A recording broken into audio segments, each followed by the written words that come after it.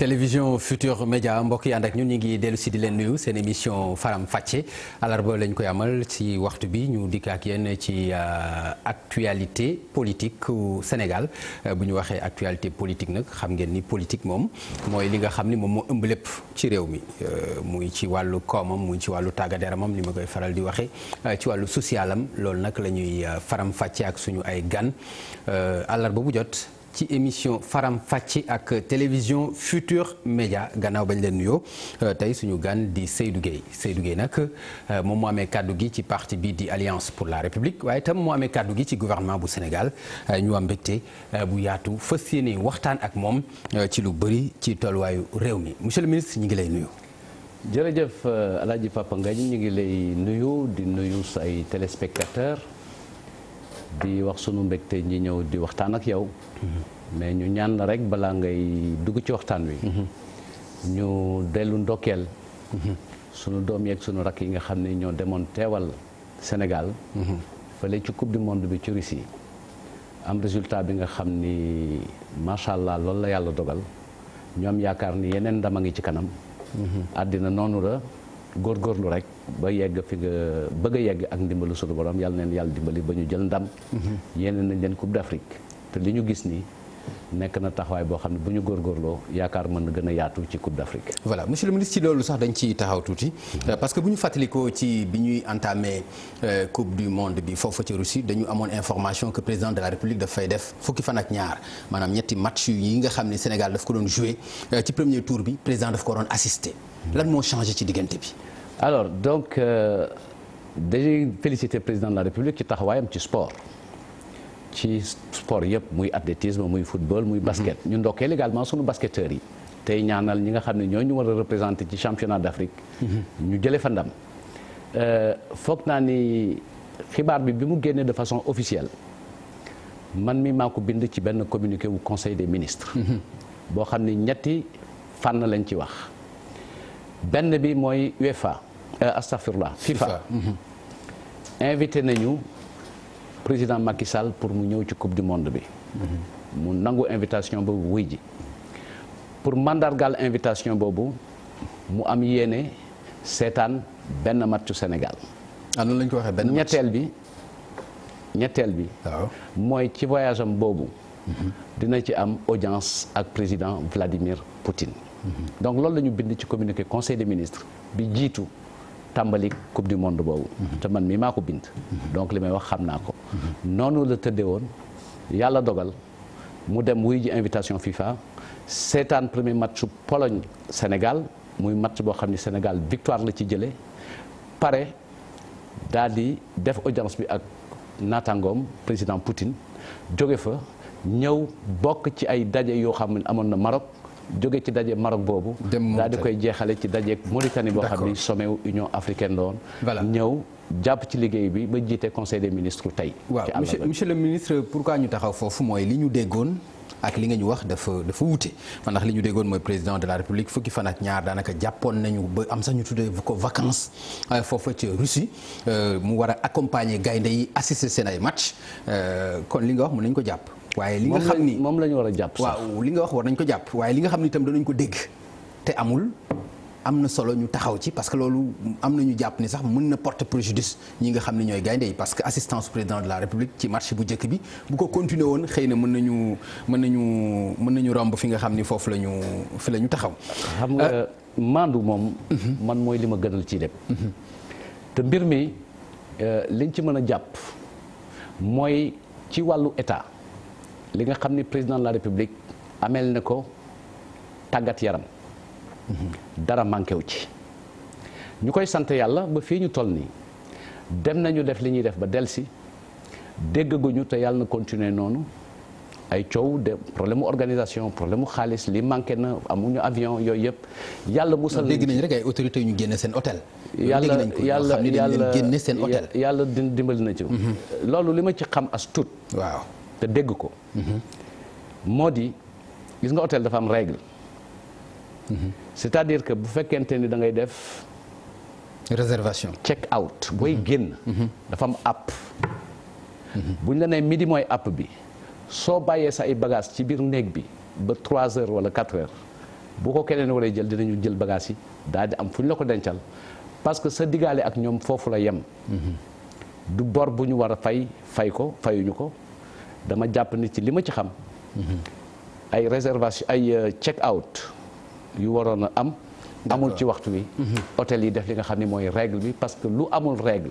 amul yoon kenn mënu koo yor. d'accord monsieur le ministre c'est important ni nga xam ne noonu nga ciy duggee ak suñu gaynde yi c'est dafa am solo pour itam li nga xam ni am nañ ko ci wàllu question ñu aborder ko ak yow dégg nañ li nga xam ni wax nañ la ko donte dañuy bàyyi xel itam li nga xam ni ñi ngi ko doon wax mu nekkoon lu ñu doon wax monsieur le ministre li ma bëgg ñu ñëw ci nag mooy réew mi fi mu toll ci jafe-jafe bi gën a fës muy wàllu ndox monsieur le ministre Seydou Guèye c'est-à-dire mbiru ndox dafa xaw a entaché seen régime tële la wala lan moo ko waral alors te ndox nekk lu vital lu am solo ñu ci am problème depuis bientôt presque 4 ans wala lu ko ëpp alors ndox ni nga ko waxee dafa nekk lu vital te boo ko xoolee ci li président Macky Sall di doxal te mu nasee ko ci nouvel ordre de priorité dafa jàpp ni accès à l'eau potable dafa nekk farata priorité bi gën a kawe la boo demee ci programme bi tudd PUDC composante bu ci am solo la ndoxu ndakaaru jot ci ndoxum ndakaaru moo nekk jafe-jafe ci jamono yi ñu toll mais loolu dafa am fu mu jógee benn mën nga jàpp ni population wu ndakaaru yokku na ñu ñëw fekk fi benn déficit boo xam ne war na toll ci 50 000 mètres cubes jour ci ndox yan pexe lañ ci indi benn bi. monsieur le ministre nga baal ma. da ngay wax Dakar te Thiès. Louga ñëpp dañuy jàmbat ndox. dañu am problème mu ndox. damay ñëw rek c'est-à-dire je veux pas que aussi nga focaliser wu. te li ma lay wax nii lu gën a sori Dakar la. boo paree boo bëggee xam nga ci PUDC la tàmbaleeg yow. ok mais bi ci gën a nekk actualité foog naa ni tey jii mooy alimentation en eau potable région de Dakar ma lay wax lan moo ko indi dama départ ci déficit boo xam ne mi ngi toll ci 50 000 mètres cubes jour loo xam ni manqué na. looloo waral ñu bënn ay forage ay ci booru caaro yeeg yooyu pour ndox mi yëg pexe yemul foofu am na benn projet boo xam ni tàmbali na mooy segg xorom bi nekk ci ndoxum géej bi pour def ko ndox mu neex pour nit ñi jot ci li tax nag déficit bi am ñaar am na ci yoo xam ne yu am solo la bi ci jëkk tombe na ak yokkute askan wi ak population bi ci xayma ci nombre. monsieur le ministre loolu du lay bu tax. non non man layuma damay wax. waaw mais kay. boo lay lay xam nga xam non Pape nga li ñuy dégloo rek. li ngay wax nii lay xam nga soo ko bëggee teg ci askan bu yokk te gouvernement ñëpp di wax c'est prévoir. loolu lay laa ko mën a jàppee monsieur. alors bu fekkente ni da ngay wax prévoir. war ngaa mën a jàpp ni xëy na depuis 1960 bu ñu prévoir woon duñ toll foofu lu dëgg. gouvernement bi nag dafa prévoir dama la jox benn firnde benn loo xam ni war na mën a indi jafe-jafe yu ñu am muy askan wu yokk ñaareel bi lii dafa romb sa jafe-jafe dafa romb sa jafe-jafe ndox bu problème li ñuy dund fi mu nekk nii ci Dakar di ko dund ci yenn régions yi ci Sénégal mais monsieur le ministre dégg naa premier ministre di joxe rendez-vous encore le 20 juillet mais lu doy waar kenn mësu ko gis li ñuy dund dara doyul waar pour yow lu ko gën a metti jaar na fi nit ñi faj ko mbir bu amee da ngay déglu ndax li ñu koy faje yanu na maanaa ndax mën naa ne wala mënta ne ok maa lay déglu waaye doo ma dévier ci li ma bëggoon a wax d'accord mooy benn facteur bi njëkk am solo mooy yokkute population bi ba ñu ngay jox ndox gën a bari wolof nee na ku yokk cere yokk ñeex beneen bi nga xam ne am na solo diggante 2012 ak tey jii li ñu def ci ay branchements sociaux pour nit jot ci ndox mat na 50 000 fii rek ci biir Ndakaaru donc loolu dafay indi problème mu dimensionnement bu fekki jee nag déficit bi fi nekkoon coono gën a bari waaye coono bari na pexe yaatu na li ngay wax dafa théorie trop. non théorie gul dafa pratique non dafa pratique non dafa pratique bu pratique woon ñu laal ndox mi ñu gis ko xam nga bu pratique woon waaw su pratique woon ñu gis ndox mi coow li da koy gis te di nga ko gis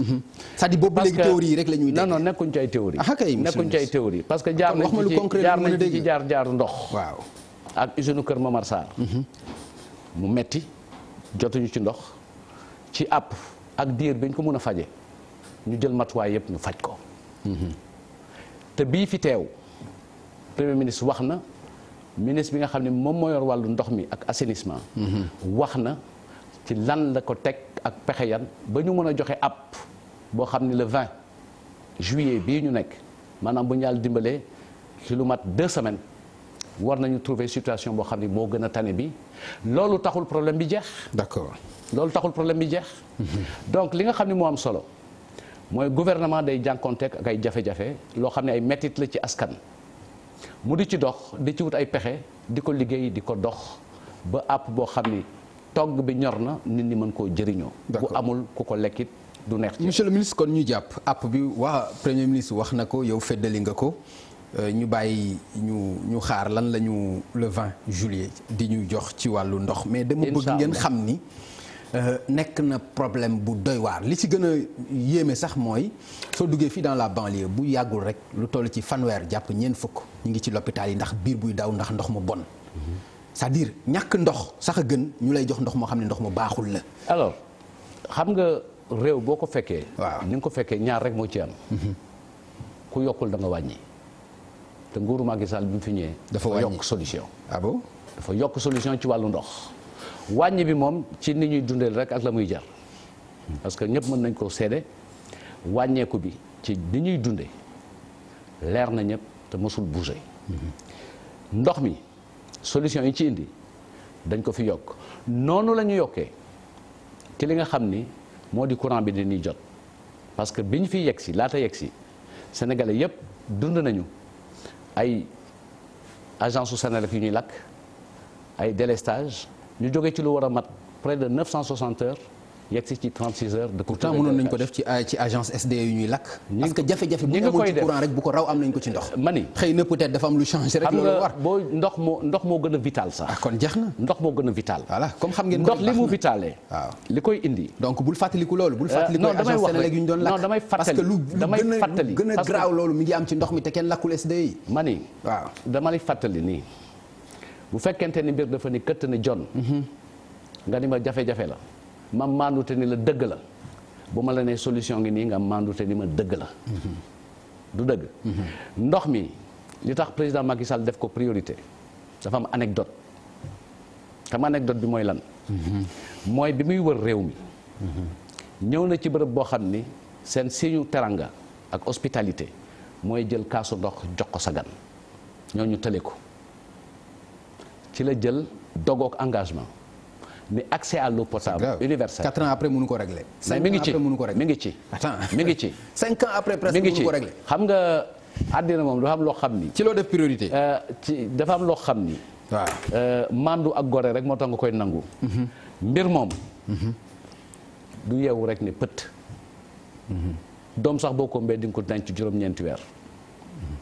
d'accord monsieur le ministre te loolu ëpp solo sax li ñuy wax d'accord c'est important mais ñi ngi xaar ndox mi comme ni ko sa gouvernement waxee le 20 ñaar fukki fan ci sulet. xaar bi gën a neex mooy ban. waaw mais dama bëgg xaar bi la jox app. mais bu app ñu jox la app. xaar boobu moo gën nañu fexe ba ndox mi buy ñëw nekk ndox mu baax. nañu am njort li ñu xam ci ndox. nañu am njort bu mu xasaw bu mu lëndëm. c'est-à-dire ndox bi ñuy gis nii. nga xam ne ndox bu xonq lay doon nañ ñu dimbali ba bu ñuy gisaat ndox mi mu nekk ndox moo xam ne ni ñu xamee ndox la mu incolore bañ a am xet bañ a am couleur nekk ndox mu baax nit ñi mën ko naan mu nekk seen wérgu yaram kooku mën nga ci dalal sa xel. ok xam nga loolu da nga ci dalal sa xel.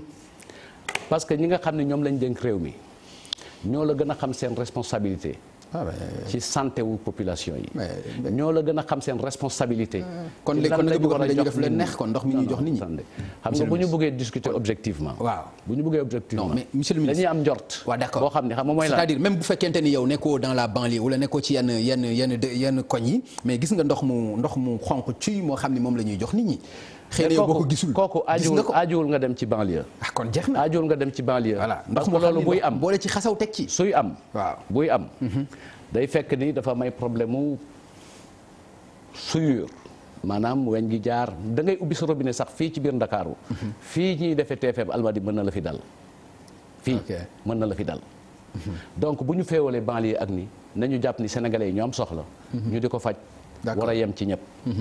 jërëjëf monsieur le ministre fi ma bëgg ñu taxaw ci nag mooy ci 31 décembre bi ci discours du président de la République dafa yëkkati benn kàddu bu am solo année 2018 mu jagleel ko année sociale. juróom benn weer tey lan nga mën a teg ci loxo lu firndeel kàddu yooyu ni ñu ngi ci année sociale. bi ci ëpp solo mooy tey jii boo ko jëlee ci li nga xam ni moom la ñuy wax système de retraite loi bi nga xam ni moo ko war a organiser voté nañ ko président signé na promulgation bu xam kooku lu muy indi. daan nga gis nit koo xam ni buñ koy fay retraite am ci diiru ñaari weer junneeg juróom benn téeméer lay am. président de la république daal di jël dogal ne dañuy am benn système de retraite complémentaire obligatoire d'abord pour mën a yokk koom-koomu nit ñi bu ñu demee retraite mu ne amatul retraite bu néew bay gën a néew dina toll ci 98% du salaire minimum interprofessionnel de croissance mooy li ñuy woowee SMIC loolu boo ko dindee ci xayma bi gën a yées. ci loolu mooy toll ci nan ni nga ko waxee kii déglu. non xaar moo ci lay ñëw ci lu mu toll. loolu lay gën a yées taxaw ci 98% yi mën ko xayma lay gën a yées. waaw ca ka doon fayeeku. xëy na 8000 mooy junneeg juróom-benn téeméer. waaw léegi la ca gën a néew dina fayeeku 36000 ba 38000. d'accord kooku foog naa ni benn poñ bu am solo la. ensuite ñu indi ci régime de retraite complémentaire obligatoire.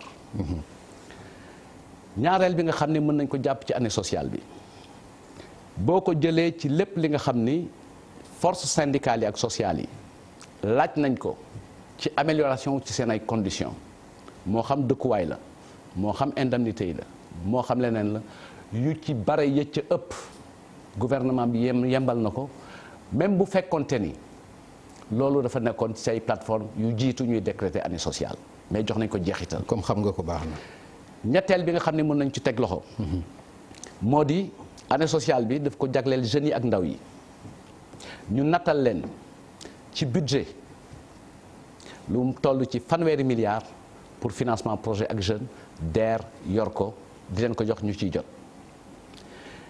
li nga xam ne dafa ñëw nekk ci année sociale bi loo xam ne président Macky Sall yàlla dimbali na ko ba def na ko mooy wàllu paju ak wér-gu-yaram. ñu yaatal ñi mën a jot ci couverture maladie universelle daa di jëlaat li nga xam ni alalu askan wi la def ko ci ay secteurs yoo xam ne ay secteurs sociaux lañu muy santé muy njàng mi. d'accord muy yu bare. mu des nag.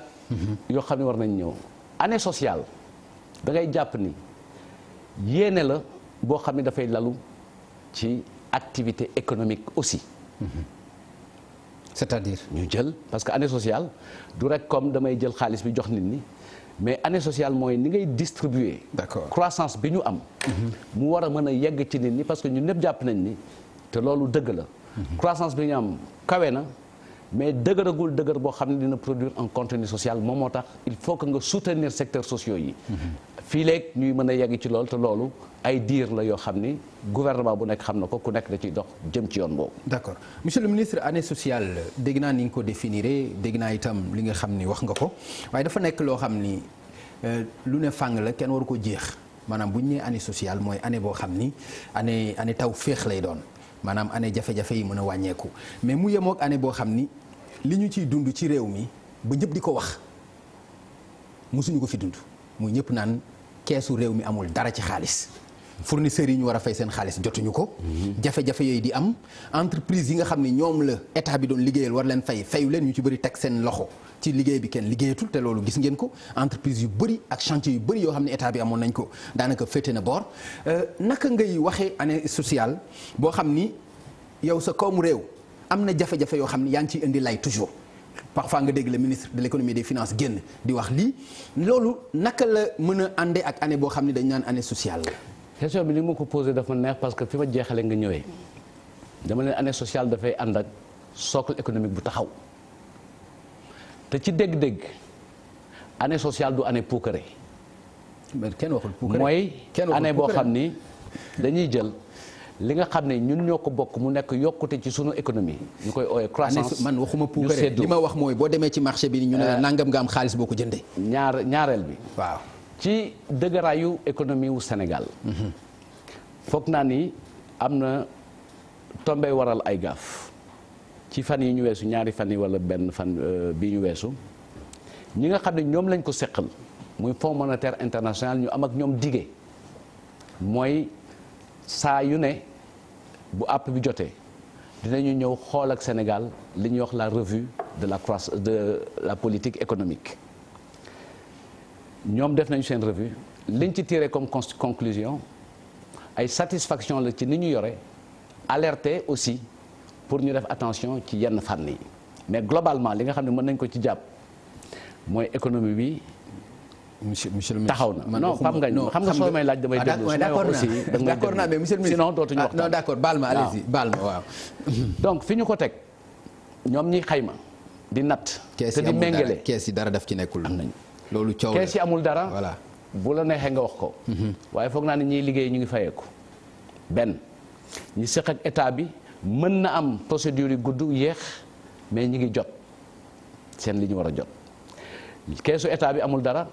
mais li état bi diggee mi ngi wàccook moom parce que bu fekkente ne dafa diggee ak syndicat yi ci wàllu indemnité de logement diggee ak ñoom ci wàllu diggee ak étudiants yi ci wàllu yokk bourse yi kooku fàtte woon naa ko aussi ci année sociale bi mën nga ko ci boole diggee ak ñoom loolu c'est que mën na ko te bu ñu fàtte ni ñaar wala ñetti weer ci ginnaaw Sénégal génn na wuti xaalis ñu abal ko ci ay diir yoo xam ni loolu ndam la non ndam la. xam nga lu tax muy ndam booy fay ak intérêt loolu ndam la xam nga lu tax muy ndam. monsieur le ministre xam nga lu tax muy ndam dëkk bi nga gën a yaakaar. bi gën a kawe bi gën a puissant. lépp xaalis non teg ci intérêt pour fay. ñu jox la ko nga ni loolu ndam la. dëkk bi nga xam ni. attends loolu moo gën a puissant ci àddina non loolu ma bugguma loolu. ku xamul non bul ma ni ku xamul. mënuma comprendre monsieur le ministre ma dem ci banque bi am fa suma salaire mu lebal ma xaalis ma naan loolu ndam la si man. xalaat xam nga lu tax non bu ma wax loolu. xam nga lu tax parce que yow di nga dem ci banque bi leb ñu lebal la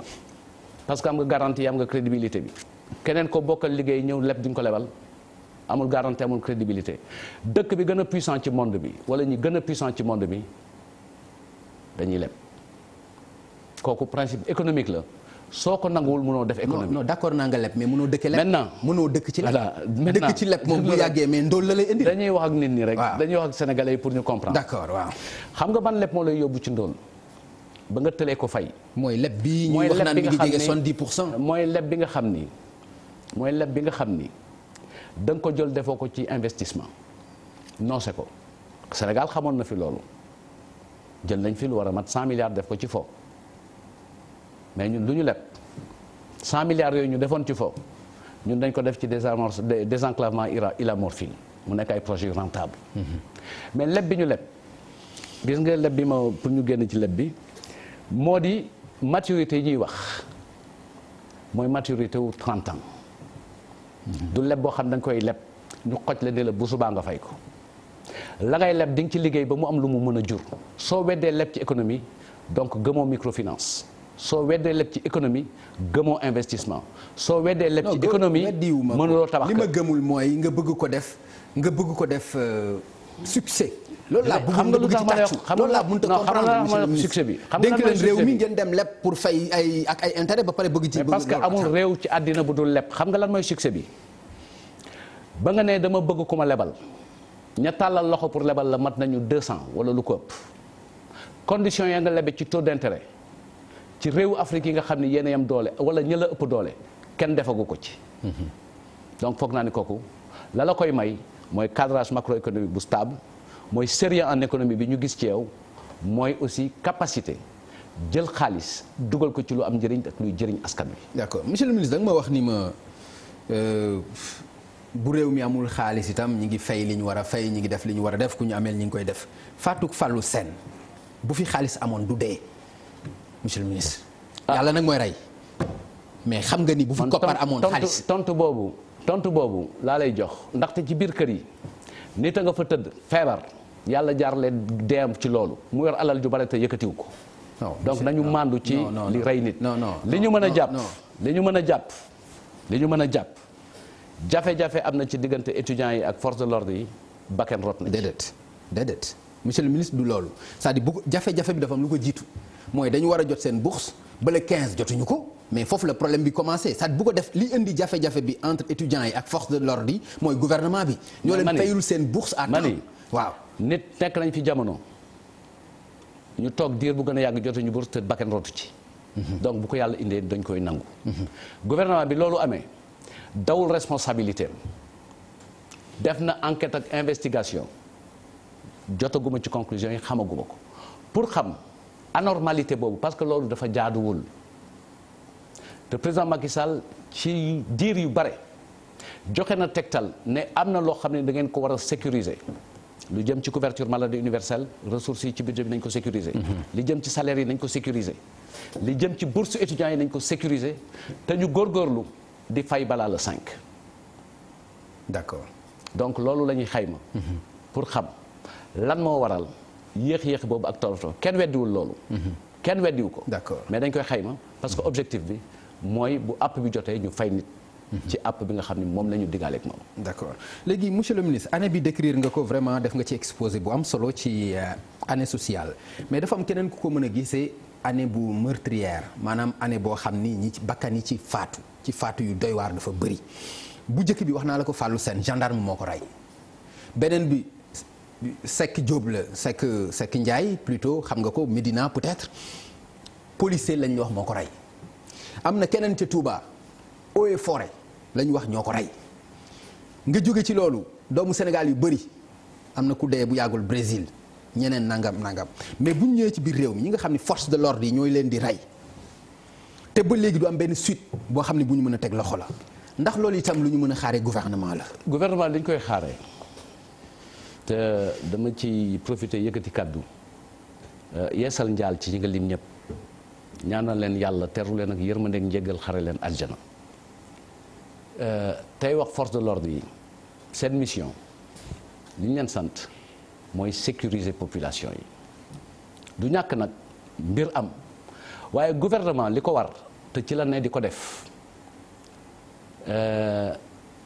ni mu fi amee woon Bassirou Faye yàlla na yàlla yeesal yërmande ci kawam ñu seet ko ba am fuñ ci toll te yu mel noonu daan na fi am te du am suite yaakaar nañu ni mu leere woon ci Bassirou Faye dina leerewaat noonu ci Fallou Sène yaakaar nga loolu yow monsieur le ministre. te loolu mooy am parce que loolu mooy li war te loolu mooy li gouvernement bi def. yéex na de. alors ki nga may wax Seck Ndiaye matul fukki fan. waaw te fu am investigation ak enquête. foog naa ni war nañoo mën a defal ñi nga xam ne ñoom naqar toog xaar ba yàlla sottal mbir yi. ak Pastef ak farlu gouvernement pour mbir mi gaaw.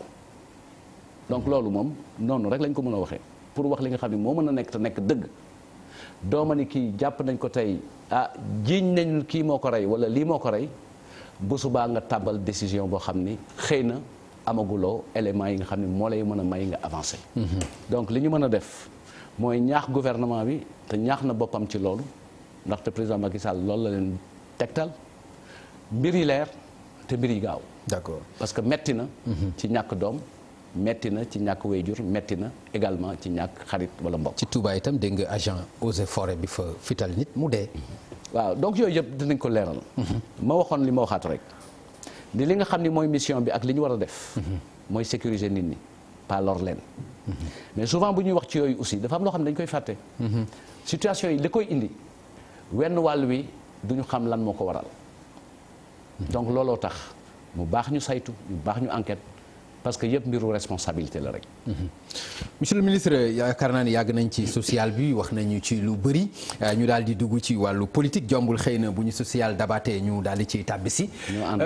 ñoo ànd comme ni nga ko waxee muy politique ak social dama bëgg ñu taxaw ci mbiru Khalifa Sall. mbiru Khalifa Sall daf ci am dogal boo xam ni CEDEAO dañ ko indi. gannaaw bi nga xamee ni bon yóbbu woon na dossier bi foofu.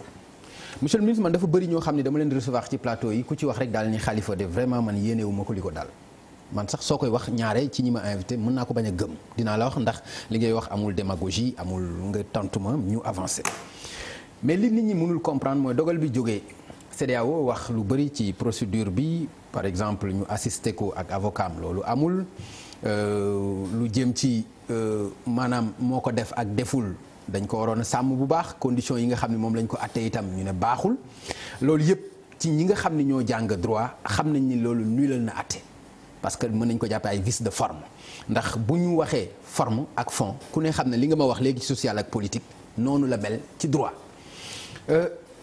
bi nga déggee décision boobu nan nga ko gisee ak lan nga ciy jàpp ni moo war a mën a nekk taxawaayu gouvernement bu Sénégal tey ak justice am. alors fi nga ubbee laay ñëw man su ma la nee Khalifa Sall li mu nekkee yéenewuma ko mën nga maa gëm. pourquoi. parce que sama xarit la sama wóllëre la sama mag la. CEDEAO nee nañ na génn. alors xam nga fi nga ma laaj. waaw yéene ci diggante. c'est-à-dire mën nga ni sax justice su Sénégal nee na bu génn mais CEDEAO nee na génn kay. ku ko yéene nañ génn ñëw rek tout doucement. d'accord da nga ma laaj ci diggante jullit ak moroomam nit ak moroomam ñu bokk réew. bokk activité te bokk langue. d'accord donc jafe-jafe du tere ñu wax li nga xam ne moom la ñu am ak moom muy nitu jàmm. ñu xam ko ci moom dund ko ak moom. di ko ñaanal yàlla yeewi ko. CEDEAO bi li nga ci wax. yàlla yeewi ko mais itam ngeen sabablu ci. yàlla yeewu ko mais yéen ñi nekk ci gouvernement bi itam ngeen sabablu ci. CEDEAO bi li nga ci wax. dama ni da nga joxe sa lecture. laaj nga ma naka laa ko déggee. bi ma ko déggee dama ci tey ndax xam bu baax bi ma ko jotee dégg gisuma arrêt bi. dama ci dégg rek liñ ci wax. avocat wu état avocat wu diw bi ma demee ba jàngat ko ba xool li ma gis ñu wax ko ci bokkul ak li nga ma wax parce que li ñu ci wax mooy nee nañu dafa arbitraire ndaxte avocat nekkul ci première heure bi nee nañu ci période bi nga xam ni voté nañu élection législative ak bi ñuy lever immunité parlementaire am dafa arbitraire. donc loolu nekk na tooñ bu ñu ko tooñ ñu jël décision ne état du Sénégal Khalifa Sall ak ay ñoñam ndax loolu teg nañ leen daanu 35 millions pour ñu dàmpe leen ko. justice boo gis bu ñu la tooñee dañ naan lii lañ koy faje mooy dàmpe ko waxuñu benn yoon ne jëf ji ñu ko jiiñ amul waxuñu ko benn yoon waxuñu benn yoon it ne nañ ko jox liberté mook ñi mu àndal. monsieur le ministre waxuñu ko benn yoon. waaw mais xam nga parce que ñoom. waxuñu ci fond bi ci forme bi la ñu wax. alors ci forme bi la ñu attee. monsieur le ministre dafa am loo ni dégguloo ko te man dama ko dégg. waaw xam nga bu fekkente ni dama ni la assistance su avocat nga xam ni CEDEAO Sénégal dañ ko ratifié ñu wax ni muy yow muy man ñaanu ma ko yàlla ku mu mën a doon nga nekk commissariat wala nga nekk gendarmerie ci saa si ci premier jour yi sa avocat dafa war a ñëw taxaw. mais loolu dañu ne respecté lu ñu ko Khalifa Sall. alors loolu xam nga bi may lim dama la ni loolu laa liir donc li nga liir rek li ma liir benn la. non donc amul waroo ma ak yow ci loolu li nga liir rek li ma liir benn la. donc nga ne forme bi rek la jugé yu juridiction yooyu benn il faut que sénégalais yi xam ko du juridiction yoo xam ne dañu am autorité dañu nekk dans un rapport hiérarchique ak juridiction au Sénégal. CEDEAO mënul ñëw wax. ci politique pénale réew wala ci droit pénal am ba mu. monsieur le ministre non non loolu Hissène Habré mi ngi nii ci kaso bi. chambre africaine yi ñoo ko àtte président Tchad la woon. déglul rek. mais maa ngi déglu mais itam déglu yow itam déglu li ma lay wax. xam nga dañuy méngale ñaari mbir yu bokkul. parce que benn CEDEAO fii la ñu ànd dem Gambie jëlee fa Yaya Jammeh. déglul rek déglul soo ma dégloo dinaa la wax. ah non bul ma wax loolu li nga ma bëgg a wax aussi. mais parce que du ma la nangu nga may wax. waaw méngale ñaari mbir yoo xam ni bokkuñu. ok. parce que bii da nga ni juridiction au Sénégal moo jugé au pénal mu nekk benn recours bu ñu yóbbu dans la cour de justice de la CEDEAO nga xam ne mbiru droit de l'homme lay toppatoo bokkul ak juridiction boo xam ni dañ ko créer express muy les chambres africaines extraordinaires mu am fu mu tukkee donc bokkul ñaareel bi mani la tribunalu CEDEAO cour CEDEAO du tribunal cour la amul lien hiérarchique ak tribunal wu Sénégal ñetteel bi li nga xam ne man dafa nekk lu may xalaat di ko xool dama jàpp ni ci fonctionnement bu fekkente ni nangu nañu souveraineté wu réew recours yi est-ce que duñu xaar balaa ngay dem CEDEAO ba ñu jeexal recours yi nga xam ne mi ngi ci sa biir ordonnancement judiciaire parce que première instance lañu jugé demaguñu appel demaguñu cassation en cour suprême. yow da nga yaakaar ni ñoom ñii nga xam ni ñoom ngay wax est-ce que bu leen juridiction yi doyoon dinañ utali CEDEAO ak liñ fi jànkonteel yépp. man de Sénégal laa ne. waaw ak liñ fi jànkonteel yépp juridiction wu Sénégal nga nekk député ñu ne amuloo immunité parlementaire. ñu jàppale def ci kaso bi ñu ne am na immunité parlementaire nañ ko lever mais c'est-à-dire loolu. réew mu ko defal ci juridiction ci benn nit. nga yaakaar ni ñooñu dinañ amati confiance justice boobu. ba di ko man suma lu bopp. waaw mu neex ma mu naqari ma. juridiction wu Sénégal dama leen di wóolu parce que sénégalais la fii laa nekk te ci juridiction bi laa gën a naw beneen juridiction parce que magistrat yi àtte gënuma leen ci valeur ak ci éthique dafa am taxawaay boo xam ne taxawaayu ku fonk réewam la man noonu laa taxawee. d'accord ñaar mais magistrat yi ñu baax lañ mais dañoo am ay patron politique. mani magistrat yi ñu baax lañ mais dañoo am ay kilifa politique. xam nga tey jii wax jooju daf fi bari. tey jii boo ne woon Sénégal juge bi parti démocratique sénégalais la bokk duñ ko nangu nay bari coow am na dëkk boo xam ne balaa ngay nekk juge dafa am identité politique te duñ ci yàbbi yàgg nga dégg ñaan la Amérique juge bi démocrate la wala juge bi républicain la duñ ci yëngu dama jàpp ni justice bi wax ji bari na ci trop mais war nañu mën a nangu ni tey jii man li ma metti ci jugement bi benn affaire rek la Sénégal bokk na ci réew yi gën a ràññeeku ci wàllu démocratie ci biir CEDEAO mais décision bi ñu génn ni tey jii dafa mel ni lu porter atteinte à la crédibilité du Sénégal te du réalité. lii loolu parce que démocratie du réalité c'est-à-dire xam nga aussi monsieur le ministre tey jii non mënuma comprendre attekatu Sénégal yi nga ne nañ leen jox cër. waaw attekatu CEDEAO yi nga bañ leen jox cër. jox weddiwuma seen cër de. donc lan nga bëgg a wax seen cër fii lay yem. non lan nga bëgg a wax non li ma la wax. mooy am nañu li ñu wax dafa tegul fenn loolu nga wax. dama la ni. waaw waxuma lool de. lan nga wax Papa Ngagne dama bàyyi ma waxaat li ma wax. boobu allez-y parce que doo ma waxal dama teew. ok dama ni. li tey sama xel ci jugement bi li ma ci metti man bokk pour être beaucoup plus précis. waaw mooy dafa nekk jugement boo xam ni dafa écorné dafa xajamal crédibilité Sénégal ci dégg parce que àddina bi yëpp a ngi riir. Sénégal lii Sénégal lële te Sénégal bokk na ci réew yi gën a démocratique ci biir CEDEAO loolu laa wax. te bi ma lay wax ci juge yi yu CEDEAO dama leen seen cër fii la mën a yem ndaxte amuñu relation hiérarchique ak juge yu Sénégal. benn te ci seen àtte ku xam ni justice bi fonctionné soo àttee ne tooñ nañ la fii. donc teg nañ la daan bi donc décision bi foofu la mën a yem te ci àtte bi ñuy wax. amul benn saa amul benn yoon bu ñu ne nañ leen bàyyi ñu génn ci kaso bi bu fekkente ne ñu autorité. non xam nga monsieur le ministre. su fekkente ni am nañu autorité. monsieur le ministre dama lay baal ma rek foofu aussi xam nga doo xaar aussi ci yoon ñu naan la na génn ci kaso bi buñ la waxee ni la procédure bi niñ ko entamé baaxul mooy dañ ko reprendre pour ñu reprendre ko nag il faut mu génn kaso. lu tax binduñu ko mais il faut mu génn kaso. mais nañ ko bind. non xam nga non nañ ko bind monsieur le ministre. non nañ ko bind. monsieur le ministre waxuma la nañ ko bind. nañ ko bind xam nga bind nañu ay nullité yu bari tegaloo na ci procédure bi. mais boo musee su fekkente ni da ngay lire. waaw da ngay lire. décision bu ñuy réformer une décision de justice. bu ñu defee dans léegi monsieur le ministre non nañu déglu rek ku ñu laajal ndàmpaay ku ñu laajal ndàmpaay war nga génn kaso. 35 millions. attends non xam nga ku ñu laajal ndàmpaay. war nga génn kaso. gis nga décision tooñ nañ la coobare bi ñu am. waaw coobare bi ñu am ba ne jox leen ndàmpaañ bu toll ci lii. waaw am nañu coobare boobu bu fekkonte ni loolu mën naa ne kon nag yeewi leen ko bu ñu yeggul foofu c'est que mënuñu ko. dafa dul seen àq ak seen yelleef. la ñu mën a wax. d'accord ci wàllu droit de l'homme bu ñu duggoon ci fond bi mën faa egg. mais bu doon ci fond bi la ñu atte parce que ni juridiction boobu mel. waaw c'est juridiction communautaire muy Sénégal muy Afrique muy Europe muy Amérique dafa am fu seen cër yam. d'accord parce que dañ leen woo sas leen sant monsieur le ministre. waaw xam nga fii wax ji mooy wax dëgg yàlla atte nañu Khalifa Sall ak ñi mu àndal nañu nangu dogalu li yoon atte loolu mooy wax ji fii ci Sénégal mais yéen aussi seen devoir la leneen lu CEDEAO atte mais ngeen ànd si. mais CEDEAO li mu atte da nga dégg gouvernement ne la àndu ci. ah mais bien sûr. gouvernement dafa la ni nee na lii ak lii ak lii.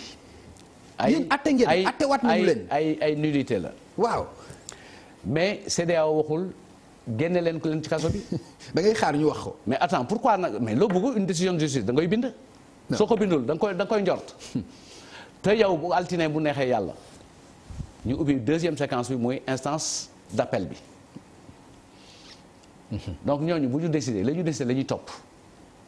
parce que recours yi jeexagul moo tax ma naan la curiosité bi ci nekk mooy recours yi jeexagul dans l'ordre interne ñu am une décision boo xam ni mu ñëwee gaaw na. diir bi ñu leen saisir ak bi ñuy joxe tontu bi gaaw na. moo am une décision boo xam ni mi ngi yegg si te ñun suñu ay procédure jeexagul. te décision bi am lu mu digle ci wàllu ndàmpaay yem foofu ñu bëggul ñun nag ne décision bi wax na leneen lu dul loolu te binduñu ko fenn. li nga xam ne moo fi des moo di la tax ñu oo leen enquête leen weddiwuñu indiwuñu firnde ñu teg leen daan. loolu moo fi ne. muy alal bu toll ci 1 milliard 800 millions. yoo xam ni sénégalais yi ñoo ko moomoon nañu ko jëlee dëppawul ak li yoon santaane. d'accord looloo fi ne. monsieur le ministre ba li nga daaneel sax lu relatif la mais duñ ci fanaan. ni mu ko jëlee teguwul ci yoon non non duñ ci fanaan xam nga loolu lu ñu wax waxati la sa gis-gis la loolu moom lu ñu wax waxati la 1 milliard 800 yi ni ko Khalifa jëlee teguwul yoon loolu luñ mën a waxaat la mais duñ ci fanaan li nga xam ni daal CEDEAO atte nañ ko ci 1 milliard 800 yooyu mooy non présomption d'innocence am kenn respecté wu ko. attewuñu ci 1 milliard 800 de. non bul jaxase. allez-y attewuñu ci 1 milliard 800 maa lay déglu ci dañu atte waaw. ci ay séquences sur procédure bi ñu jàpp ni dëppawul ak li nga xam ni. lan moo ko indi lan moo indi loolu lan moo ko indi. déglu rek man du ma yàlla ba xam lépp. non xam nga lan laa xam. xam nga lii jarul ngay nekk yàlla pour xam ko. li ñuy xam. waaw Papa Ngagne. moo di juge u Sénégal ba waxtu yu jotee. waaw ba ñuy laaj. dañu laaj ci xaalis bi nii la jaare yow ak diw ak diw ak diw jiiñ nañ leen. ñu jiiñ weddiwuñu. loolu moo fi nekk. dëgg la ndaxte tontu yi ñuy jëbal. mooy tontu yoo xam ne ku weddiwul la. ndaxte du man rek. ñi fi nekk nii lañ ko defee débat boobu moom mën nañ ci bañ a dellu waaye xam naa ni Sénégal ñoom attel nañ ko seen bopp ñu ci bëri. ne Sénégalais yi mën nañu attel seen bopp mais réew mi ñu nekk mooy démocratie. xam nga mooy lan état de droit.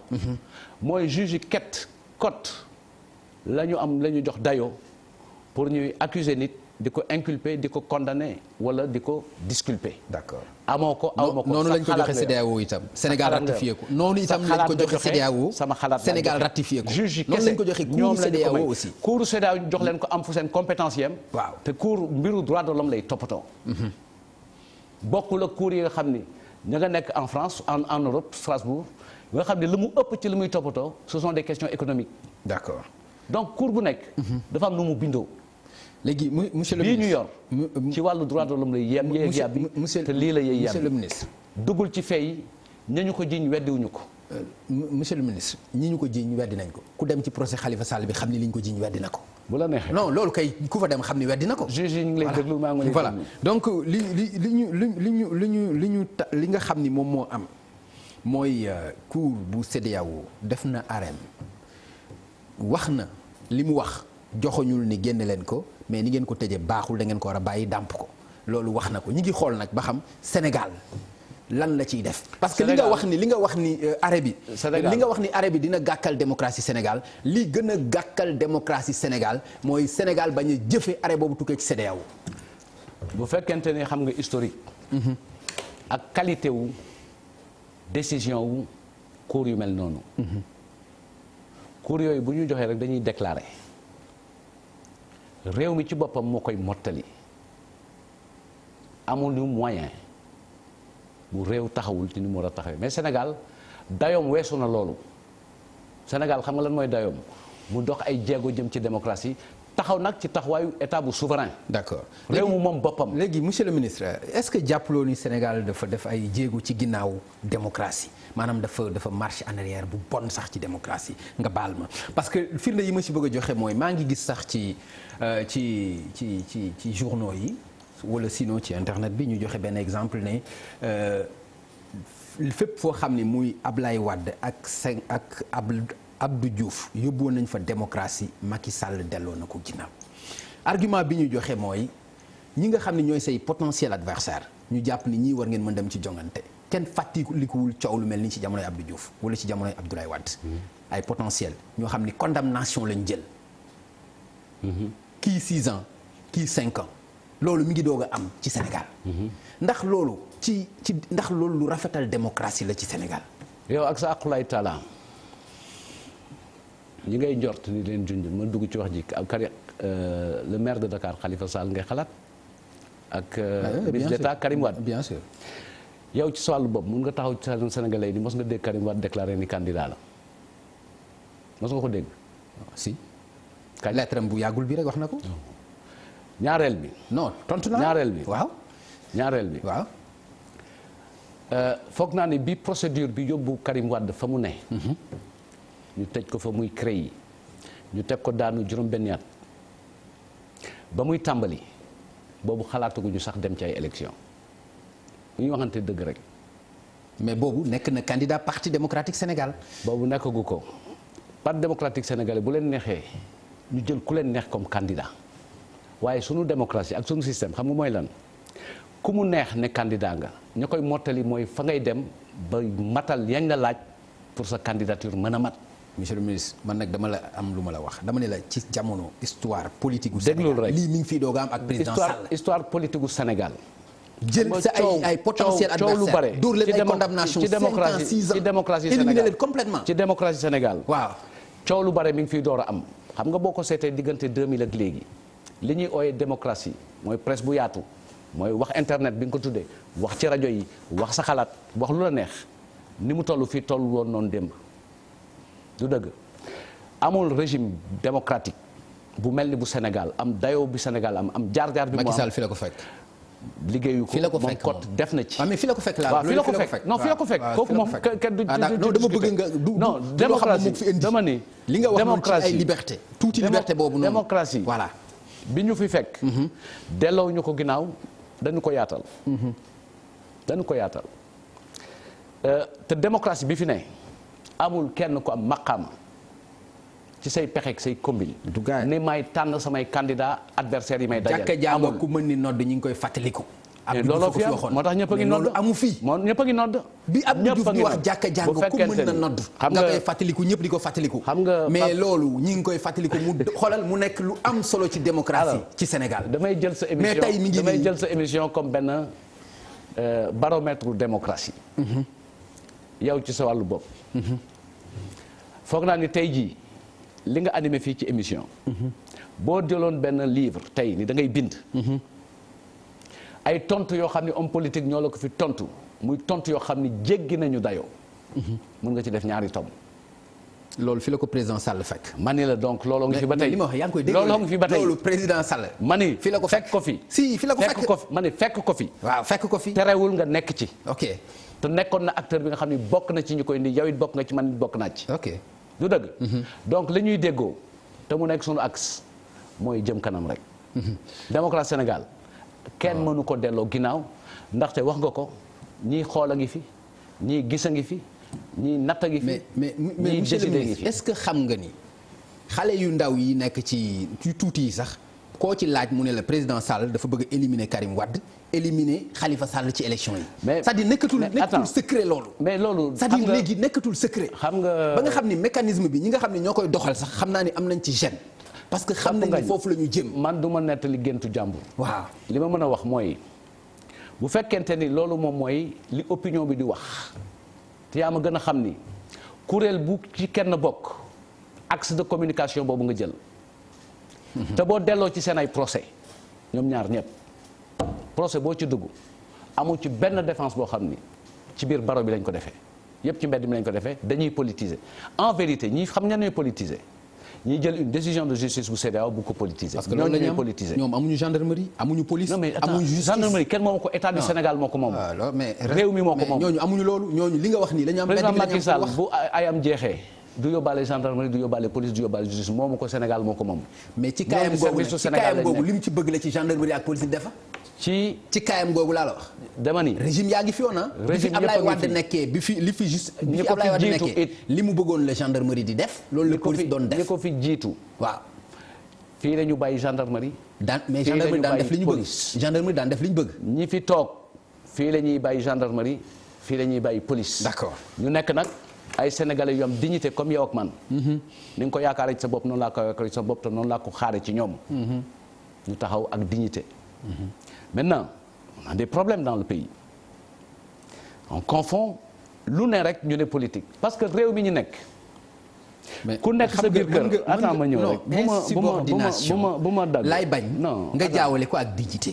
parce que procureur de la République tey. moi je ne joue pas avec les mots. mais attends parle de réalité. mais dama bëgg ñu am ci lu ñu wax le ministre de la justice mënul bind kayit jox procureur de la République ne ko wool ma Seydou Gueye te du ko.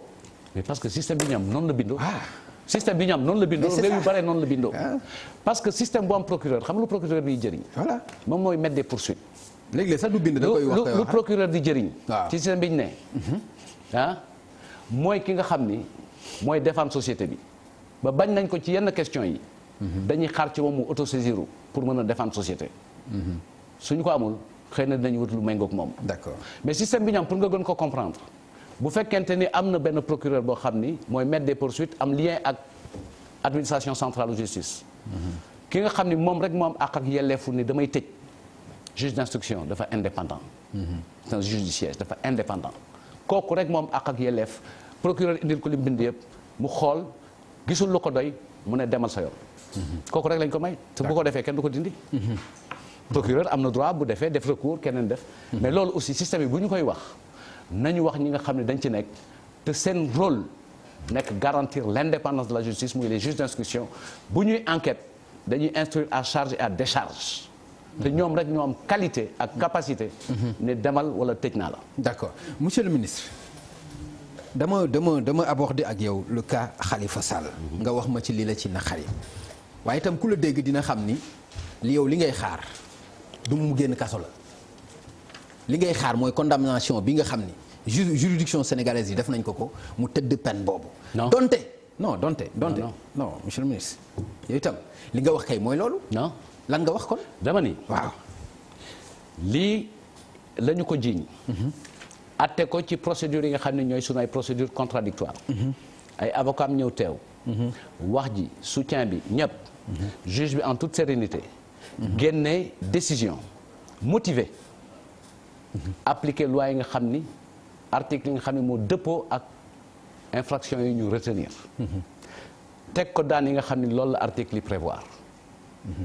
mu tëdd kenn yéenew ko koy ñaanal yàlla feexal ko. d'accord ma amoon sañ-sañ man tey jii ak lu ma ko mën a defal dama koy ñaanal yàlla yeewi ko bu ko président mu ne baal mu baal ko bu fekkente ni grâce loolu constitution moo ko may président suñ ko mënoon defal tey jii mun naa defal ko. monsieur le ministre. waaw mais du ma yéene kenn. monsieur le ministre est-ce que xam nga grâce du ma yéene kenn. monsieur le ministre du ma yéene kenn. waaw mu tëdd ci kaso. benn minute sax mais monsieur le ministre est-ce que xam nga grâce kenn bëggatu ko ndax Karim Wade. grâce des façon bi ñu gracier Karim Wade tax na ba kenn bëggatul dégg grâce. droit constitutionnel la. parce que man façon bi ñu gracier Karim Wade bu fekkee dafa am loo ci xam man xaw ma ko ci li ma ci xam daal mooy am nañu ko sàkku. président nangul na leen ko te moom mi ñu gracier bañul. mais monsieur le ministre. c'est-à-dire man li ma la wax mooy façon bi ñu gracier Karim Wade boo mënee yow li nga ci xam yow boo xamul lépp kan moo koy xam sénégalais bu ñu gracier sañatul teg tànkam ci dëkk bi nga xam ni fa la dëkk. mais yenn réew yi ci àddina mën na fa dem mën na dem France mën na dem Allemagne mën na dem feneen. mais pourquoi Sénégal pourquoi pas Sénégal. mais pourquoi pas France. non man Sénégal laa lay laaj pourquoi pas France. Sénégal gii mu dëkk laa la wax pourquoi pas France ba mu dëkkoon. non monsieur le ministre. ay waajuram nekk fa pourquoi pas. non wala Allemagne fi ay xaritam nekk ak ay mbiram. monsieur le ministre man waxuma France. waxuma Belgique.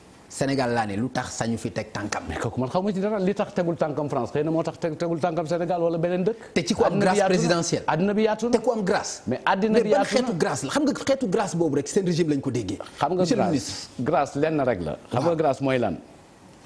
mooy benn prérogative. bu président de la République. bu constitution du Sénégal. waaw may président de la République quel que soit na mu tudd. ak ka mu doon. dëgg la bu fekkente ni dem nañu ba jeexal voie de recours yëpp. ba nga xam ni jugement bi définitif na. moom la constitution bi may mu ne tëdd ba nga waroon tëdd ci kaso bi jéggal naa la ko. waaw su jëmul ci sàcc lu réew mi. voilà donc am na ay conditions bien sûr voilà jëlul ci am na ay conditions yoo xam ne nag. mi ngi ci tëddum kaso bi rek ay dañ. waaye délit bi wala crime bi du effacé wu. loolu mooy lan. loolu mooy grâce bi ni ñu ko mayee. mu am liberté président de la République. waaw noonu la amee beneen procédure boo xam ni pencum ndaw réew yi ñoo ko moom muy amnistie ñoom ñoo mënte voté loi buy amnistier. mais loi wu amnistie boobu moo ëpp doole sax grâce ndaxte la mu mën grâce mënu ko. moom day far lépp mu jeex day effacer lépp. d'accord mais monsieur le ministre. le cas Karim Wade dama bëgg ñu taxaw ci. pourquoi mooy bu yàggul dama dégg waa direction générale des élections notamment ñi nga xam ne ñoo yor seen communication ñu xam le ni dañu rejeter demande d'inscription loolu indi na coow mais li nga xam ne moom moo ci graaw ci affaire boobu mooy dama déggoon le ministre de la justice Sidiki Kaba juste après condamnation Karim Wade mu wax ni Karim pertul dara ci droit politique am wala droit civil wala civique am léegi ndax loolu du lu juyoo. non c'est-à-dire bi juge bi rendre décision bi. di koy condamné ci wàllu tëddum kaso ak ci wàllu lu mu war a fay. ay alamaan juge bi waxul benn yoon. ci droit civique am wala droit civil am wala droit politique am. mais ku jàng école nekk cours élémentaire sax boo defee instruction civique di nga xam naka la ñuy suuxate ay droits civiques wala naka lañ koy ñàkkee loolu nekk ci beneen texte bu bokkul ak code pénal wala dara. nekk ci code électoral.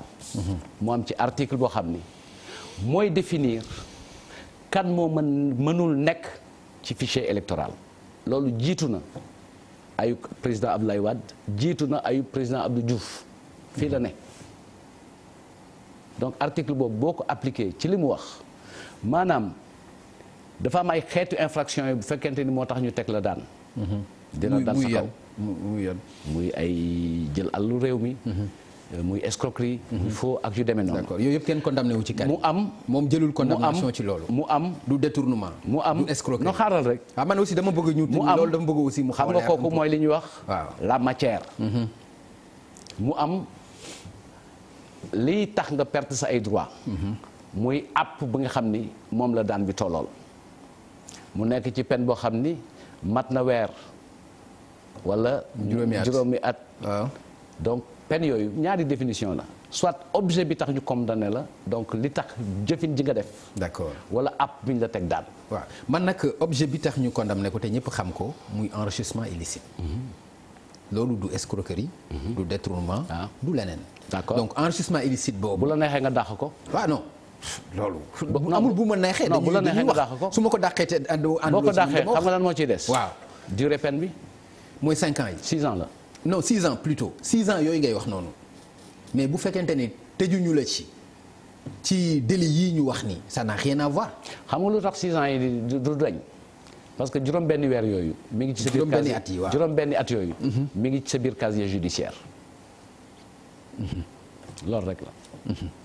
monsieur le ministre bu ñu dellu see ci ni ma la ko waxee woon muy ay nit yoo xam ni ci même génération Karim Wade Khalifa Sall Macky Sall Seydou Guèye ndax tey li ngeen di dund nii comme ni nga ko expliqué lu rafet la ci démocratie lu rafet la ci seen génération ci politique nag vraiment bu ñu bëggee wax ci moral sax quoi. il faut que ñu gën a au-delà de même politique wax ci moral il faut que ñun ñëpp ñuy politique. waaw ñu gën a góorgóorlu. souvent dama koy wax ma sax wax nga naan ma yaa ngi waaraate mais waaraate wu ma dafa nekk lu ma gëm. gis nga li ñuy yare suñu biir kër mu nekk ay valeur bu ñuy ñëw ci penc mi nañu ko indaale. politique dafa laaj mbaax dafa laaj respect dafa laaj générosité ñun nag manqué nañu ñun ni ñuy politiquer te sante ëpp ci suñuy mbir. lan nga bëgg wax ci générosité générosité mooy lan. xam nga li may woowee générosité. mooy li ñu jàpp ni président Sall daf ko manqué par rapport ak ses vis-à-vis. non li may woowee générosité li may woowee générosité.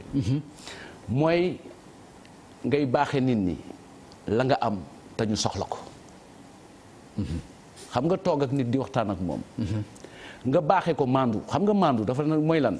mooy nga jàpp ni man mi papa ngañ di wax ak yow yoruma dëgg gi. war naa mën a nangu ni yow li ngay wax dëgg la war nañ ko mën a dégg. mais boo ko woddul xëy na di nga ma énervé ba du ma mën a déglu. wala la ma ci mën a jëriñoo dootuma ko gis. léegi loolu moo ëpp ci seen génération. moo ëpp ci sunu politique. seen tey jii. ok leneen loo xam ne aussi war nañ ko ñaawlu te mu nekk trajectoire. boo xam ne war nañ ko jubbanti mooy jàpp naa ni Sénégal li ñuy wax mu jëm ci président de la République dafa bari. dem na sax ba boo toogee sa biir kër gi neexul nga jiñ ko président de la République souvent duñu xool suñu bopp. te boo xoolee ci modèle démocratique moo tax bu ñuy jiñ yenn président de la République daf may reeloo xam nga ci république ak démocratie président de la République moo ci gën a moins libre parce que mënul def lenn te tegu ko ci loi mënul def lenn tegu ko ci texte. déedéet. déedéet je suis pas d'accord. wax ma lu tax. lu tax koo xam ni dañ la ni ku la neex falal civil ak militaire. oui non mais attends mais kooku texte ko teg. mais non. mais texte ko teg non weddiwu mën a texte ko teg. mais bu koy def du ko teg ci texte. mais ci texte la koy teg. non fan la koy teg ci xam nga lu texte. tax parce que tey jii boo waree non attends du noonu de. administration dafa am ñaari dimension buñ la nee mën nga yaay nommé aux emplois civils et militaires xam nga lu muy tekki mooy dafa am ñaari composante li ñuy wax la compétence liée. Papa Ngagne bëgg naa ko nommé. waaye lijaasa yi mu laaj pour mu nekk ci poste bi amu ko mënuma ko. kooku mooy la compétence liée. ak le pouvoir discrétionnaire. ñi nga xam ne ñoo réfléchir ci administration tëgg ko. pouvoir discrétionnaire bi. d'accord fañ la ko may loolu moom dañ ci. fañ la ko may non dafa am importance mais nañ dellu si kii bi. dafa am importance waaw mais fañ la ko may. waaw souvent boo xoolee cabinet ministériel. mooy composante politique gu cabinet bi. d'accord mais li nga xam ne mooy wàllu liggéey bi. muy administration pure. conseil technique boo ko bëggee nekk dafa am fooy toll. directeur de cabinet boo ko waree nekk dafa am fooy toll buñ la ko joxul boo ko amul duñ la ko jox. d'accord léegi loolu baax na mais dama am lu ma la wax ma ni seen génération lii coow li ci am nii. ñi nga xam ni yéen a bokkoon quand muy Khalifa wala au moins Karim au temps du PDS lii xew ci seen diggante tey ci seen génération moralement laay wax de est-ce que lu rafet la. non dama lay wax moo tax ma lay wax noonu générosité bi c'est-à-dire que am loo xam ne boo ko waxee tey nit dañuy ree mais 2009 bi ñuy dem élection locale président Macky Sall Khalifa Sall la campagne ba mu falu maire de Dakar. ñun waa partenaire ñi nekkoon Dakaru ànduñu woon ci biir Benno ñun Dekkal Ngor la ñu yoroon.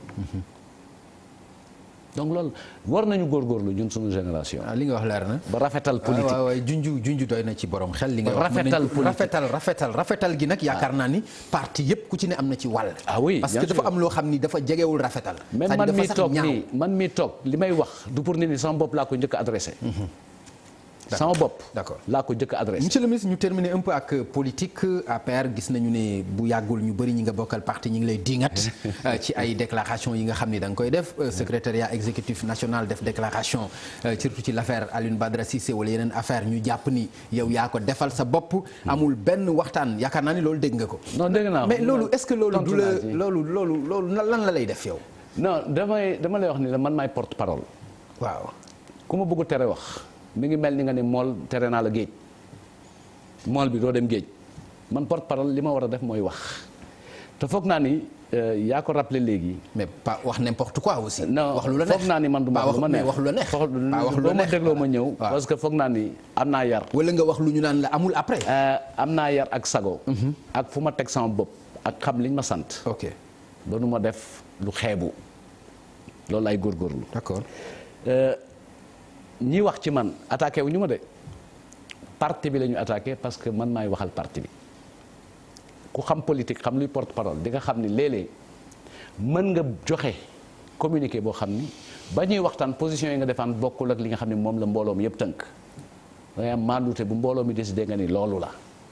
benn ñaar macha allah fukki at a ngi nii ma yor kàddu parti Alliance pour la République. yor ñu koy jaawle kàddu président Macky Sall sax. foog naa ni moom bi nga xam ne moom laa yor kàddoom fukki at a ngi ni macha allah mosuma désavoué mosuma weddi.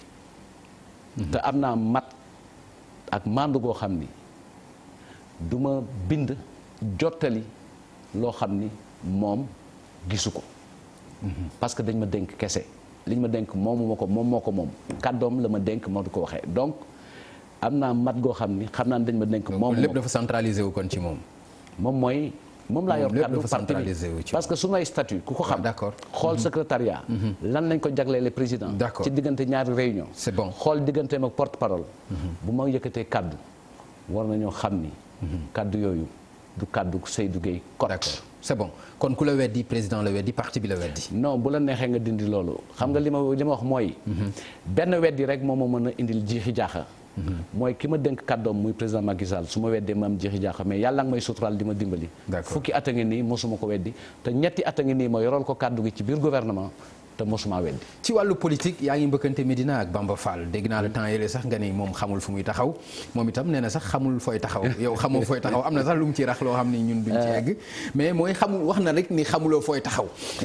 xeex bi foofu toujours ngeen am nu ngeen taxawee yow nga ñëw Cheikh Ba ñëw keneen ñëw Ablaye Seck ñëw ñu bëri c'est-à-dire lan moo tax ngeen am problème à la Médina lan la. ban problème la ñu am. mais mooy toujours Bamba Fall gagné leen mënu leen. toujours xam nga gagné même bu écart bi di am différence sax yow observateur nga. waaw dinaa ñëw ci Bamba sama rakk la.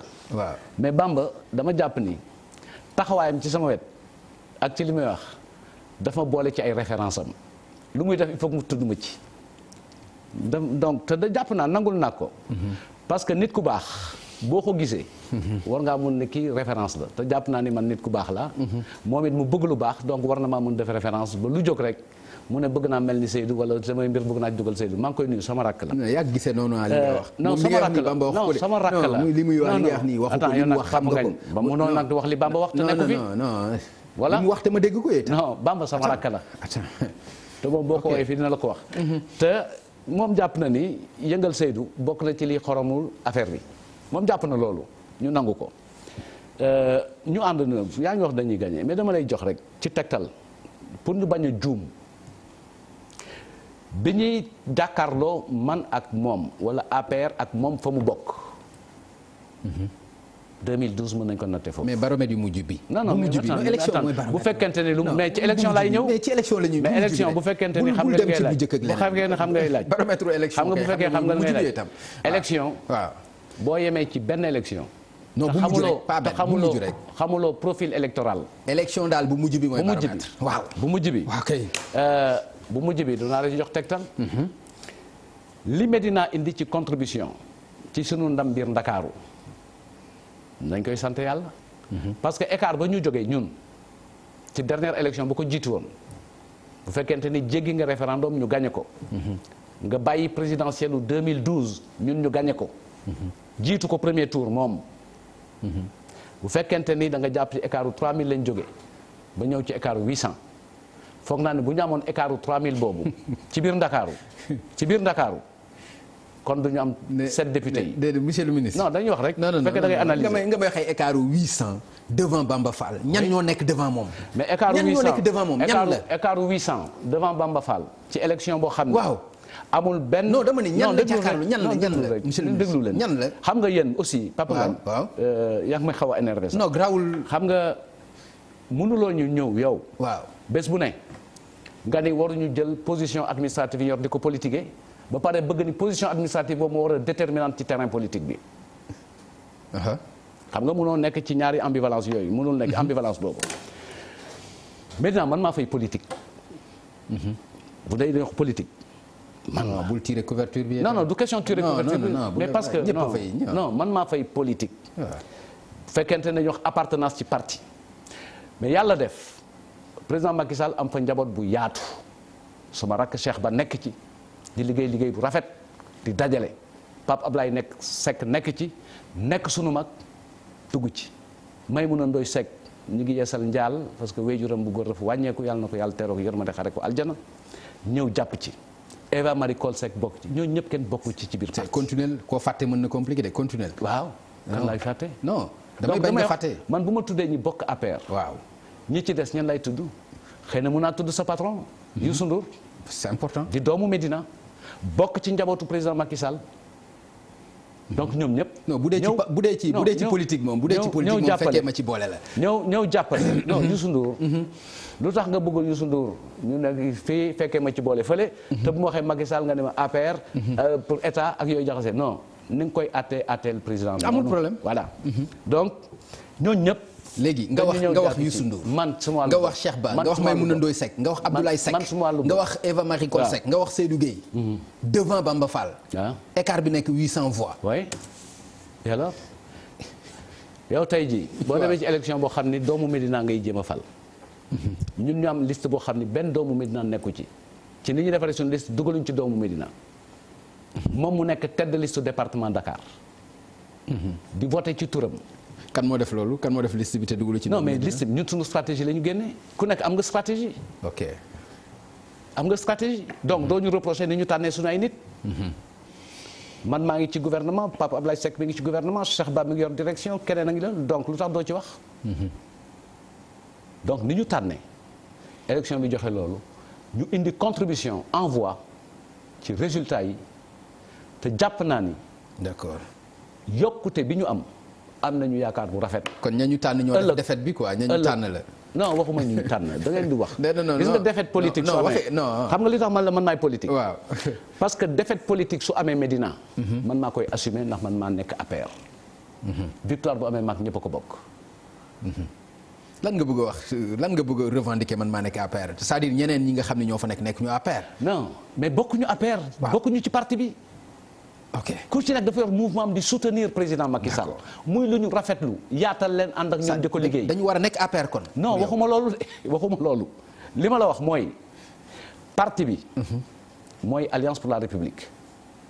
majorité bi ñi bëgg jàppale président Macky Sall ña nga fa. yor seen ay mouvement ànd ak ñun di liggéey bu rafet. d'accord ñu leen ci jaajëfal leen wax waaw góor leen wax dolli leen. te ñu defar déggoo bi rek. loolu rek moo am importance ci alliance. ñeneen a nga fa ñoo xam ne ci yeneen parti la ñu bokk ci alliance su Benno Bokk Yaakaar. ñuy ànd ak ñoom di def li ñuy def. très bien. te ci histoire boo ko xoolee maam laa doon wax léegi mais nangu woo ko mais ay loolu rek. ma lay jox message bu simple. 2012 ñu ñoo gagné 2014 ñoom ñu gagné référendum 2016 ñu gagné 2017. ñoom ñu gagné. donc 2019 ñu ñooy gagné waat bu bul bi tamee noonu rek kon nag yaakaar war na gën a yaatu biir Médina. d'accord jërëjëf monsieur le ministre Seydou Gueye ma gërëm la bu baax a baax. jërëjëf El Hadj Papa bàyyi la nga tàggoo ak mbokku téléspectateurs yi.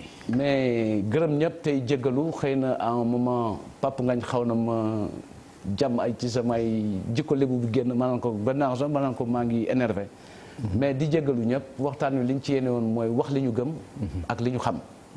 wax ko ci anam boo xam ni nit mën na cee dégg am lu mu ci for d'accord ci wala du ci d'accord.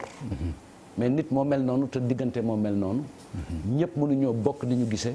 ñëpp mënuñoo bokk ni ñu déggee. jërëjëf mais yàlla na njort gi rafet.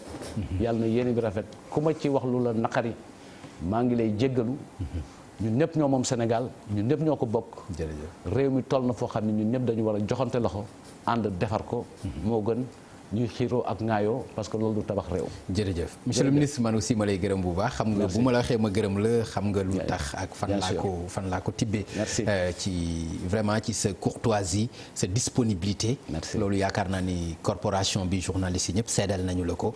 loolu itam laa lay témoigner di la gërëm bu baax ay partenaires lañu. tout à fait suñu amul lu ñu wax. am nañu ko xamul ni nga ko il faut que ñu ñëw wax pour ngeen mun jottali. c'est important te ñun suñu waxee jottali leen kenn duñ dégg. tout à fait jërëjëf monsieur le ministre jërëjëf kon mbokk yi mu nekkoon seen émission Faram Facce ak télévision Futur Média ñuy gërëm bu baax nag la régie ni ñuy jàppee ci émission bi di gërëm Vieux Diouf ak ñëpp ñi nga xam ne ay cadreur lañu ñoom Doudou Sow Kamou di leen jox rendez-vous incha allah àllarba bële di ñëw bu ci àllande jërë ngeen jëf.